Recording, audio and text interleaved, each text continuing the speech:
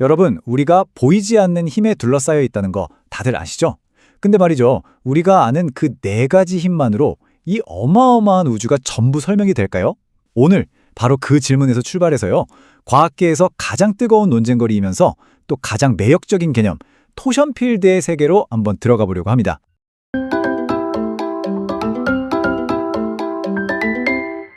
자, 우리가 학교 다닐 때 물리학 시간에 배운 거 한번 떠올려 볼까요? 세상은 네 개의 아주 단단한 기둥 위에 서 있다고 배웠잖아요. 중력, 전자기력, 그리고 원자핵을 꽉 붙잡고 있는 강력하고 약한 힘. 맞아요. 이 네 가지 힘, 정말 대단한 성공을 거뒀죠. 그런데 이걸로는 도저히 설명이 안 되는 현상들이 여전히 남아있단 말이에요. 혹시 이 기둥들 사이에 우리가 아직 보지 못한 다섯 번째 힘이 딱 숨어 있는 거라면 어떨까요? 바로 이 지점에서 토션 필드 이론이 딱 등장하는 겁니다. 이 이론의 핵심 키워드는요, 바로 스핀이에요. 모든 아주 작은 입자들이 팽위처럼 빙글빙글 돌고 있거든요. 근데 이 이론은요, 그게 그냥 제자리에서 도는 게 아니라고 말하는 거예요. 상상해보세요. 그 작은 회전 하나하나가 시공간이라는 거대한 천을 살짝 아주 미세하게 비튼다는 거죠. 정말 대담한 상상 아닌가요? 이게 바로 토션 필드 이야기의 심장입니다. 근데 이렇게 좀 급진적으로 들리는 아이디어가 뭐랄까, 갑자기 하늘에서 뚝 떨어진 건 절대 아니에요. 그 뿌리를 한번 쭉 따라가 보잖아요. 그럼 정말 놀랍게도 우리가 도착하는 곳이 어디냐면 바로 20세기 초 아인슈타인이 세상을 뒤흔들던 바로 그 시절 당대 최고의 천재들 앞입니다.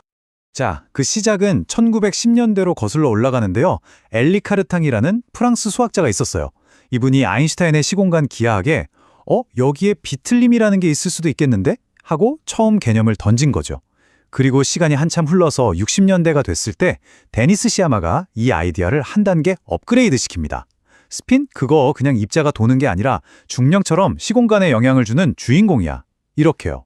그리고 마지막으로 톰 키블이 양자장론이라는 아주 강력한 수학 도구를 가져와서 딱 결합시키면서 이 이론의 뼈대가 비로소 완성되는 겁니다.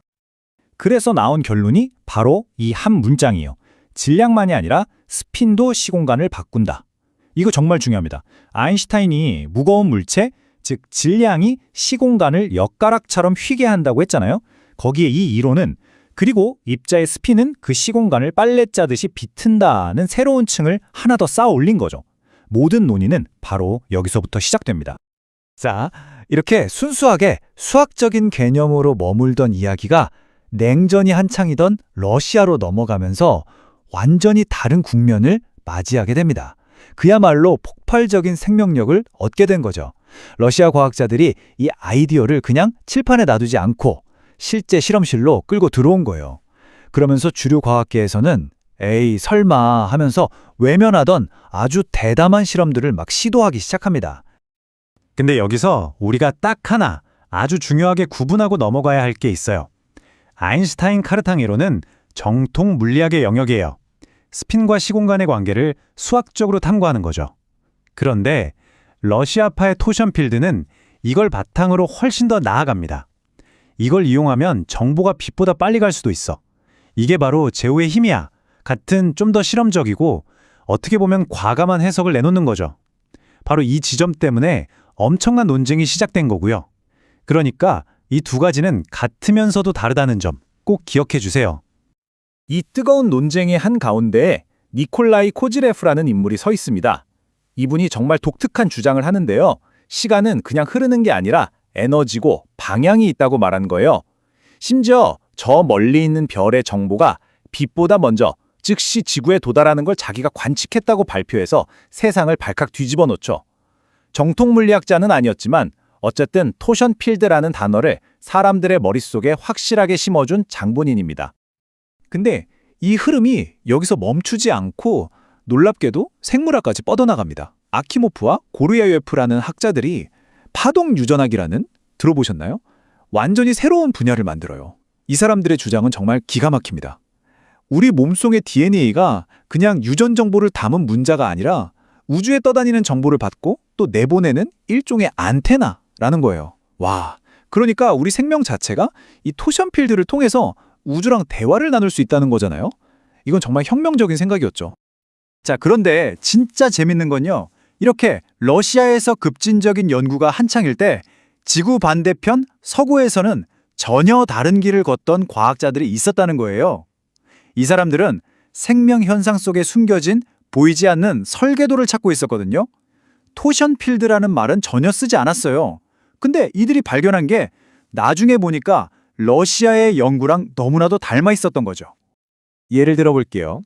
예일대학교의 헤럴드 섹스턴 버라는 분은 엘필드, 우리말로는 생명장이라는 개념을 제시했어요. 모든 생명체 안에는 넌 이렇게 자라야 해 하고 지시하는 눈에 보이지 않는 전기적인 설계도가 있다는 거예요. 그리고 브라이언 구드윈이라는 학자는 여기서 한 발 더 나아가요. 어떻게 눈송이는 항상 그렇게 완벽한 대칭을 이루고 얼룩말은 어떻게 그런 줄무늬를 갖게 될까? 이건 유전자만으로는 설명이 안 된다. 이걸 조율하는 보이지 않는 정보장이 있다. 이렇게 주장한 거죠. 보세요. 이름은 다르지만 결국 둘 다 물질 너머에 있는 어떤 보이지 않는 정보 필드의 존재를 이야기하고 있는 거잖아요.